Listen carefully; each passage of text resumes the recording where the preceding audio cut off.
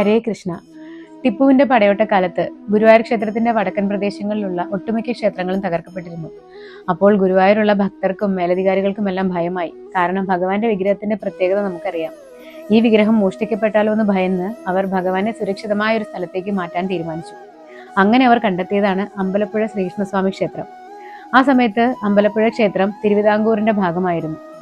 അങ്ങനെ തിരുവിതാംകൂർ മഹാരാജാവിന്റെ അനുമതിയോടുകൂടി വലിയ ഘോഷയാത്രയായിട്ടാണ് ഗുരുവായൂരപ്പനെ അമ്പലപ്പുഴയിലേക്ക് എത്തിച്ചത്. അമ്പലപ്പുഴ ക്ഷേത്രത്തിന്റെ തെക്ക് ഭാഗത്തുള്ള പഴയ ചെമ്പകശ്ശേരി രാജവംശത്തിന്റെ കൊട്ടാരമായിരുന്ന തെക്കേ മഠത്തിൽ ഒരു ശ്രീകോവിലും തിടപ്പള്ളിയും കിണറും ഒക്കെ സ്ഥാപിച്ച് ഗുരുവായൂരപ്പനെ അവിടെ കുടിയിരുത്തി. അതിനുശേഷം ഗുരുവായൂർ വന്ന ടിപ്പുവും പടയാളികളും ചില ദുർനിമിത്തങ്ങൾ കാരണം മടങ്ങിപ്പോവുകയാണ് ഉണ്ടായത്. ഗുരുവായൂരപ്പൻ കുടികൊണ്ടിരുന്ന സമയത്ത് അമ്പലപ്പുഴ ശ്രീകൃഷ്ണസ്വാമി ക്ഷേത്രം കുറെ കൂടി പ്രശസ്തിയിലേക്ക് എത്തി. അങ്ങനെ കുറച്ചു കാലം കഴിഞ്ഞ് ഭഗവാനെ വീണ്ടും ഗുരുവായൂർക്ക് തന്നെ എത്തിച്ചു.